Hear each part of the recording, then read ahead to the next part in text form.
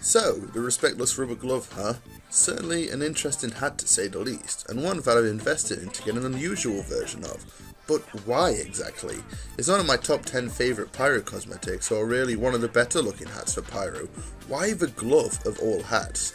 Well, to be honest with you, the glove has a bit of sentimental value to it. You see, I've been playing TF2 for a long time now, starting way back in December of 2009. I certainly had a hoot in achievement service for my first couple of weeks, and my first ever drop was a sandwich. That's right, a succulent sandwich for the heavy. And this was the moment that I learnt about item drops. This was so cool to me at the time that I actually kept the sandwich for the length of my stay with TF2. Hell, the vintage sandwich I have sitting in my backpack is the exact same sandwich from back in 2010.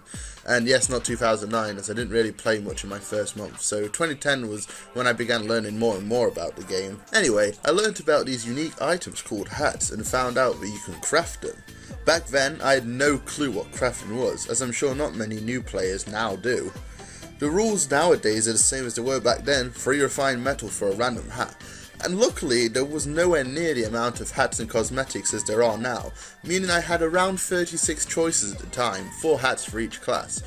Keep in mind that trading did not exist around this time either, so I had to grind items. But I was about 13 at the time, and school was the most important thing for me.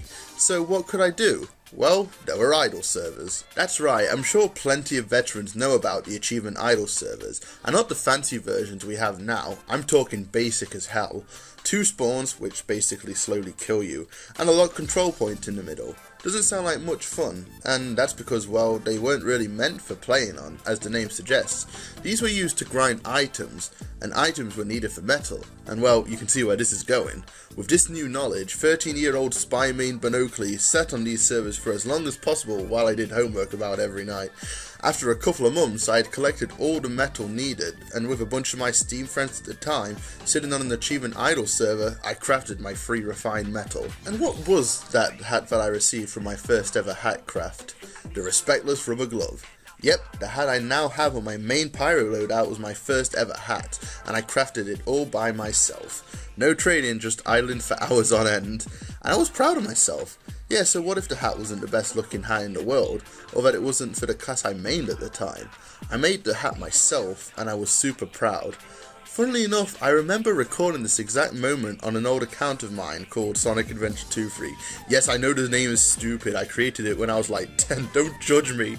I don't know if any of the old videos are up or if the channel even exists anymore, but if you somehow find that video, please link it to me. I really want to see if it's still up and I want to remember it. I did eventually sell it when trading was introduced, and I didn't really think much of it at the time, as I mained other classes and I had other hats which I thought looked much cooler.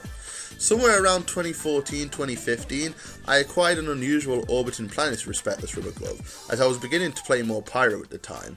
I didn't really think much of it, as I probably didn't remember my first hat craft back then, or it didn't matter enough. I just wanted the cool unusual for pyro. After playing for a couple more weeks and months, I pretty much took a break for around a year, up until September 2016. This is when I began to properly get back into TF2 and my journey on becoming a pyro main. If you want to know why Flare has her cosmetics, my main pyro loadout, well, that's because they were the only good looking ones I had at the time. And yes, the glove was also the best hat I had, surprisingly. Playing for a while, I decided to make videos, which I'm doing right now, and Flare, being the pyro I made at the time, became the mascot. And that leads to a couple of months ago, where I decided to ditch the orbiting planets effect and replace it with green energy, one of my favourite effects. Yes, it's not the fanciest effect, but its simplistic design makes it look pretty damn cool, and that is pretty much why I used the Respectless rubber glove, and my history throughout TF2 with it.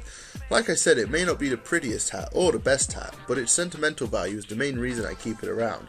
That, and it was the best hat I had at the time. Remembering what it meant to me helped though.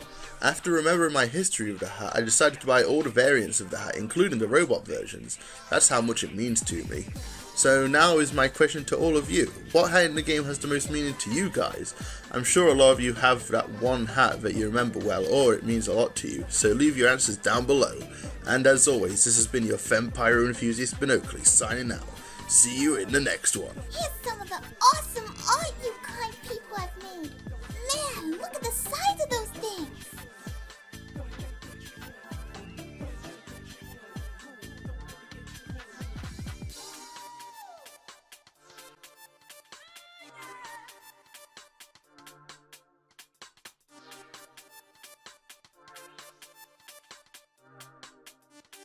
Thanks for watching. Click some of the videos above for more vampire goodness. I'm off to slice and dice some unaware spies. Bye.